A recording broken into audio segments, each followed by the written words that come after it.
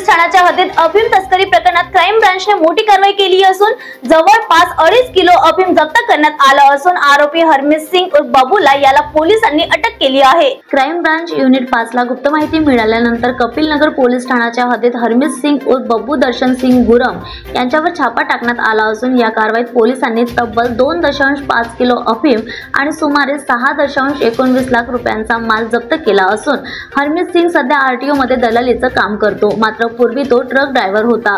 याच काळात झारखंडमधील अफीम तस्कर गौतम यांच्याशी त्याची ओळख झाली। सुरुवातीला सेवन आणि नंतर विक्रीत उतरल्याची कबुली आरोपीने दिली आहे। पोलिसांनी आरोपीला अटक करून कपिलनगर पोलिसांच्या ताब्यात दिला आहे। चौकशीत त्याने आपल्या दुसऱ्या साथीदाराबद्दल माहिती दिली असून त्याच्या शोधासाठी विशेष पथक तैनात करण्यात आले आहे। पोलीस टाइम न्यूज साठी स्वप्नील धारगावेचे रिपोर्ट।